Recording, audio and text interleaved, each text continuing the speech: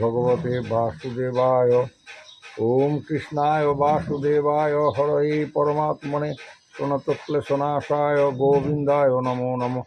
ওম।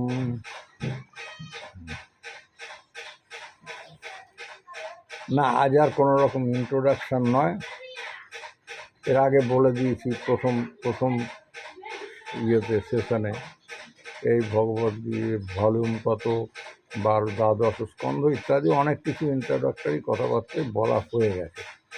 এখন যে কথাটা বলবো, আমরা শ্রীমদ্ ভাগবতমের মাহাত্ম্যে ঢুকবো। আগে কেন, শ্রীমদ্ ভগবদ্গীতার মাহাত্ম্যটা রয়েছে একেবারে শেষ হলে, গীতার শেষ হলে, কিন্তু শ্রীমদ্ ভাগবতমের মাহাত্ম্য একেবারে শুরুতে প্রথমে দেওয়া আছে। মাহাত্ম্য মানে ইম্পর্টেন্স, মাহাত্ম্য কথার মানে হচ্ছে ইম্পর্টেন্স, ওর গুরুত্ব কতখানি। শ্রীমদ্ ভাগবতমের মাহাত্ম্য বিভিন্ন গ্রন্থে আছে, সাধারণত মানে অষ্টাবক্র সংহিতা বা শ্রী বৈষ্ণবীয় তন্ত্রসার থেকে নেওয়া হয়। কোনো বইতে, যেমন গীতার মধ্যে কোথাও গীতার মাহাত্ম্য নেই, শ্রীমদ্ ভাগবতের ভেতরে কোথাও শ্রীমদ্ ভাগবতের মাহাত্ম্য নেই। নিজের কথা, নিজের জীবনের মহিমা মাহাত্ম্য নিজে বলা যায় না। না, আমি কীরকম লোক, আমার অ্যাপ্রিসিয়েবল সাইড বা আমার ডার্ক সাইড, এগুলো তো অন্যেরা বলবে, যারা আমাকে দেখছে, খুব কাছ থেকে দেখছে, দীর্ঘদিন ধরে দেখছে, তারা বলবে। বুঝছিস, এই সমস্ত রেকর্ড করছিস, ও তোর বাবা বলেছে, ঠিক আছে, কর দিয়ে, রোজই প্রায়ই করিস, আমার কথা রেকর্ড করার কোনো মূল্য নেই। যাই হোক, ভালো স্কলারদেরটা করতে হবে। আচ্ছা, করগে যা করগে যা। আচ্ছা, হ্যাঁ, তো যাই হোক, অনেক কথাই হলো, সবারই হাতে সময় কম। Yes, life is nothing but collection of moments. Yes, so we should do the better utilization of our time. যাই হোক, কোনটা ইউটিলাইজেশান, কোনটা মিস ইউটিলাইজেশান, এগুলো তো যার যার বিভিন্ন পরিস্থিতির ওপর নির্ভর করে। ঠিক আছে, হ্যাঁ, আমি প্রবেশ করছি। তো এই যে মাহাত্ম্য শুরু করব, মাহাত্ম্য আমি বলবো যেটা, সেটা পদ্মপুরাণের 6ষ্ঠ অধ্যায় বোধহয়, ওই জায়গা থেকে, না, ভাগবতের মাহাত্ম্য বললাম তো, ভাগবতে থাকে না, অন্য গ্রন্থ থেকে বলবো। হ্যাঁ, যাই হোক, সেটা শুরু করার আগে আমি একটা ছোট্ট গল্প, একটা স্টোরি টেলিং দিয়ে শুরু করি। আমি আবার ইতিহাস পড়তে ভালো লাগে। হ্যাঁ, ঠিক আছে, হোমিওপ্যাথির ইতিহাস, অ্যালোপ্যাথির ইতিহাস, তারপরে আপনার ওই ধর্মগ্রন্থের ইতিহাস। বসুন, আমি আবার সব ইতিহাস দিয়ে শুরু করি কি না? হ্যাঁ, প্রাচীনকালে অনেক ছোট ছোট নগর রাষ্ট্র ছিল। প্রাচীন গ্রিস, ইটালি, মেডিটারেনিয়ানের দেশগুলো, এমনকি ভারতবর্ষ।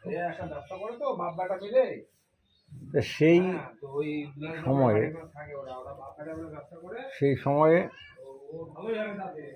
এক রাজা,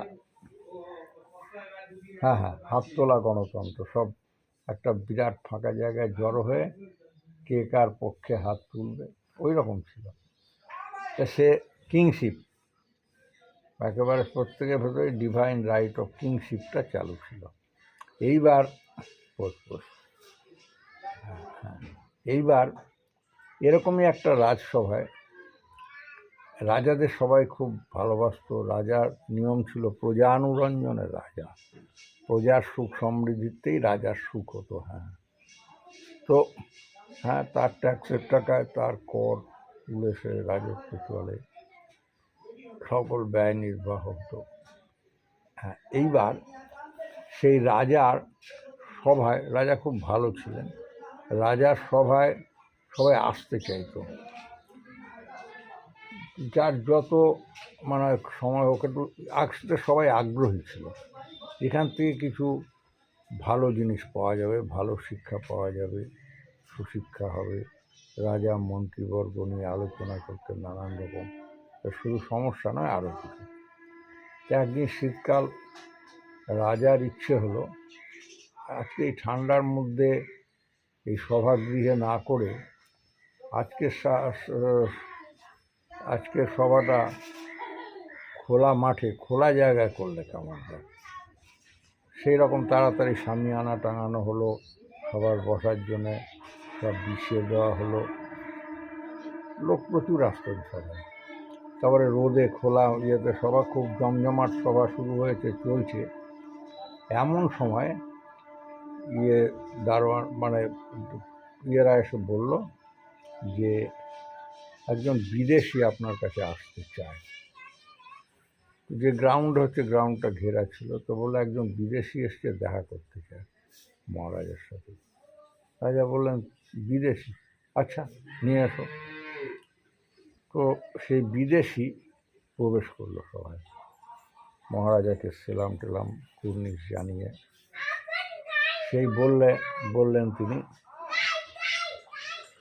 মহারাজ, হে রাজন, আমি সমগ্র পৃথিবী সমস্ত পৃথিবী পরিভ্রমণ করে বেড়াচ্ছি। তো আমার কাছে একটা প্রশ্ন আছে, একটা অদ্ভুত জিনিস আছে। আমি সকলকেই চ্যালেঞ্জ জানিয়েছি, এখন পর্যন্ত কোনো দেশের রাজা, মহারাজা বা বুদ্ধিমান বুদ্ধিমতী কেউই আমার প্রশ্নের উত্তরটা দিতে পারে না। বলছে কি প্রশ্ন আপনার? কেউ সঠিক উত্তর দিতে পারেনি। তার আগে আমি যেটা বলছি, আমার কাছে দুটো রত্ন আছে। এই রত্ন দুটোর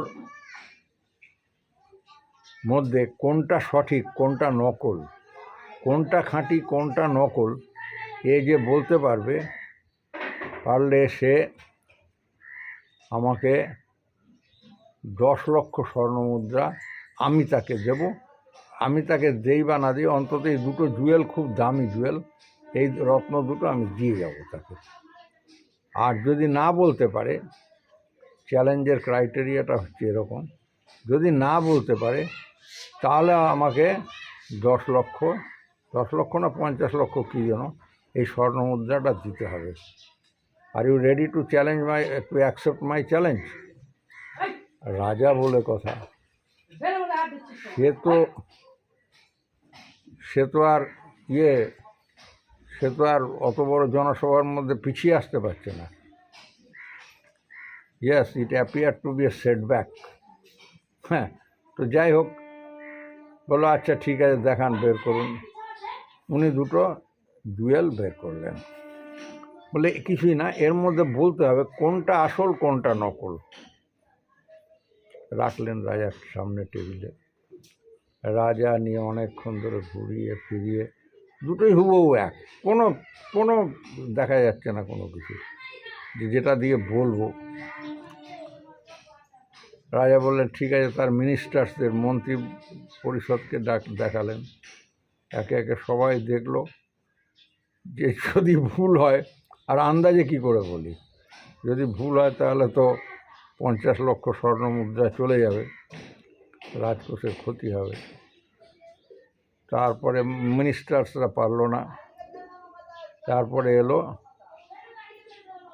দেশের বড় বড় বিজ্ঞানী বা প্রতিভাবান যারা পারিতোষিক নিয়ে চলে, স্টাইপেন্ডারি রাজার, তারা সবাই মিলে অনেকক্ষণ ধরে ঘুরিয়ে ফিরিয়ে অনেক এক্সপেরিমেন্ট করে ছেড়ে দিল, বললো পারলো না। এবার অন্যান্যদের তো মনোবল কমে যাচ্ছে, এরা পারছে না, এরা পারছে না, কে যে আসবে দেখবে সে সাহসটাও হচ্ছে না।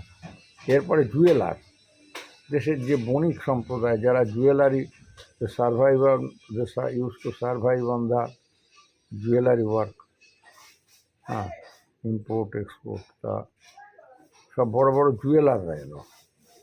কারো কারো পকেটে আবার সেই জুয়েল চেক করার যে জিনিস, সেই জিনিসপত্রও আছে।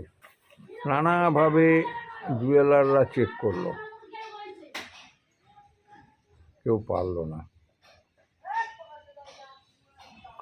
অন্য সকলেরা বলে এনিবডি এলস, রাজা ডিক্লেয়ার করলেন, অন্য সবার জেনারেল কমন পিপুলের মধ্যে বললেন। কেউ সাহস পাচ্ছে না। যেখানে মিনিস্টার হেরে গেল, জুয়েলাররা হেরে গেল, সায়েন্টিস্টরা হেরে গেল, বিভিন্ন পণ্ডিত সমাজ হেরে গেল, কেউ অ্যাকসেপ্ট করলো না। আমরা তো সাধারণ মানুষ, আমরা কি করে এর মধ্যে ঢুকবো? কেউ যাচ্ছে না। তখন বললো আর কেউ নেই অ্যাকসেপ্ট করার। বললো না, মানে সবাইকে আলাদা করে জিজ্ঞেস করা হলো, অনেক লোককে জিজ্ঞেস করা হলো, যেই করবেন হাত তুলুন। কেউ হাত তুলছে না।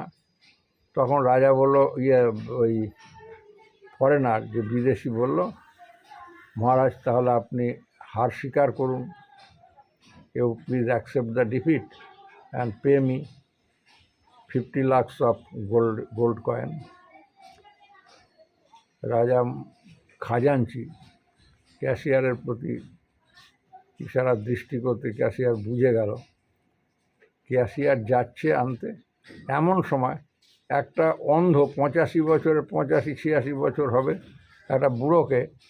একটা অন্ধ বুড়ো বলছে, আমাকে যেতে দাও, আমি যাই। বলে, আপনি তো অন্ধ বুড়ো মানুষ, আপনি কি যাবেন? তার যেখানে এরা হেরে গেছে, এরা এইসব কাউন্সিল অফ মিনিস্টার্স, অমুক ব্যাপারী, বিজনেস, বণিক, সায়েন্টিস্ট, তারপরে এরা জুয়েলার, সবাই হেরে গেছে, আপনি কি যাবেন? বসুন, চেপে দিচ্ছি। না আমি যাব, আমায় যেতে দাও। ঘটনাটা রাজার নজরে পড়ে গেল। ওনাকে আসতে দিন। তখন এবার সবাই জায়গা করে দিচ্ছে, সব মাটিতে বসে আছে, সিংহাসন দিয়ে তো সবার হয় না। এবার গেস্ট ফেস্ট আছে সবার সামনে, বলছে না ওনাকে আসতে দিন। তো সবাই সরে জায়গা করে দিচ্ছে। আর একটা 40-45 কি 50 40-45 বছর একটা ছেলে দাঁড়িয়ে ওকে কাঁধের ওপর হাত দিয়ে ধরে এনে দিল। বললো, কোথায় মহারাজ? হাতে বললো, তার হাতে তুলে দেওয়া হলো। ওই বণিক নিজেই তুলে দিল, বণিক না তো, ওই ফরেনার যিনি, তো তুলে দিয়েছে। এখন তুলে দিয়ে তিনি বেশ করে দুই হাত দিয়ে দুটো ধরে কি করে বলল, হে রাজন, আমার এই ডান হাতে যেটা আছে এটা আসল খাঁটি, আর বাঁ হাতে যেটা আছে এটা নকল, ফেক।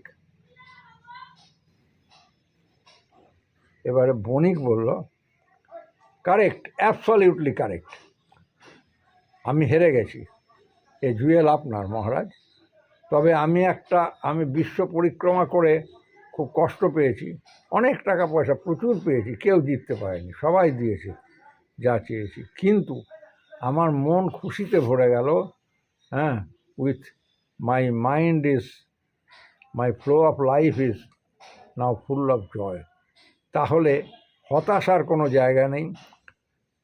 এই পৃথিবীতে অন্তত একজন আছে যে সঠিক উত্তর দিতে পেরেছে।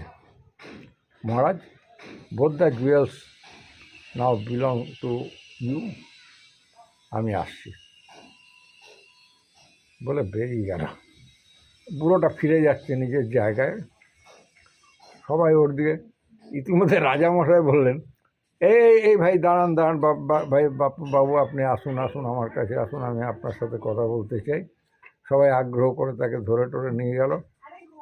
বলছে, শুনুন, এই সমস্ত লোকের মনে যে প্রশ্ন আছে, আমার মনেও সেই প্রশ্নটা আছে, যে আপনি কিভাবে নির্ণয় করলেন যে এটা কোনটা আসল কোনটা নকল? তো বৃদ্ধ বললেন, মহারাজ, আমার তো অন্য কোনো ইন্দ্রিয় নেই অনুভব ছাড়া, আমি হাত দিয়ে দেখলাম যে এই বাঁ হাতেরটা আমার গরম হয়ে গেছে, আর এই ডান হাতেরটা অ্যাজ ইট ইজ আছে, কোনো গরম টরম হয়নি। তাতেই আমি বুঝলাম যে এইটা হচ্ছে নকল আর ডান হাতেরটা হচ্ছে আসল। কারণ অনেকক্ষণ যাবৎ এই রোদে আমরা বসে আছি, বেশ ভালো লাগছে, শীতকালের মিষ্টি রোদ্দুর। এই সময়টুকুর মধ্যে, এই দীর্ঘ সময়ের মধ্যে যেটা গরম হয়ে যাচ্ছে, একটুতেই গরম হয়ে যাচ্ছে, সেটা হচ্ছে নকল। আর যেটা নিজের অবিকৃত, নিজের ফর্মে আছে, সেটা ঠিক। অনেক রাজা ধন্যবাদ দিলেন, সবাই ধরে ধরে নিয়ে বসিয়ে দিল। এই গল্পটা বলার উদ্দেশ্য, আমরা যে বেশ কিছুদিন ধরে অত বড় একটা বিরাট গ্রন্থ, সবটা তো করা যাবে না, আমরা মাহাত্ম্যর শুরুতেই এই গল্পটা দিয়ে শুরু করলাম, কারণ আমাদের জীবনও চিরস্থায়ী নয়। Our life is not ever lasting. সেই জন্য অল্প যে কটা দিনের জন্য আমরা এই জগতে সংসারে এসেছি, আমাদের নিজেদের নির্ণয় করতে হবে how far we are real jewels. One life is one jewel. তো আমরা যদি কোনো আমাদের ঘাটতি থাকে, if anyone is caught to himself that I am fake jewel, তো সে যেন তার ওই ইয়েটাকে মেকআপ করে, মেক গুড করে, ওই ইয়েটা শুধরে নিয়ে খাঁটি মণিরত্নতে পরিণত করে, শুদ্ধ করে নিজেদের রিয়াল জুয়েলসে কনভার্ট করতে পারি। এইখানে শ্রীমদ্ভাগবতমের সার্থকতা, মাহাত্ম্য এইটুকুই বললাম। এরপর মাহাত্ম্য ডিটেল পড়লে আপনারা বুঝতে পারবেন যে শ্রীমদ্ভাগবতের মাহাত্ম্য কতখানি, বা ধর্মগ্রন্থের রিজনেবিলিটি, যুক্তিসিদ্ধতা কতটা আছে। তো এই যে আমাদের দীর্ঘ সময়, কিছুক্ষণ করে রোজ এই সকালে বা যখন আসেন সেই সময়টা, যে আমরা যদি এর সঠিক ইউটিলাইজেশন করতে পারি, তবেই আমাদের শ্রীমদ্ভাগবত শোনা সার্থক হবে। ঠিক আছে, এবার আমরা তাহলে শ্রীমদ্ভাগবতমের মাহাত্ম্য দিয়ে শুরু করব, তাই তো? ঠিক আছে, এইবার আমরা মাহাত্ম্যে প্রবেশ করার আগে সকলকে ধন্যবাদ জানিয়ে, সকলকে নমস্কার জানিয়ে ভগবান জগৎগুরু শ্রীকৃষ্ণকে প্রণাম করি। ওম নমো ভগবতে বাসুদেবায়। ওম।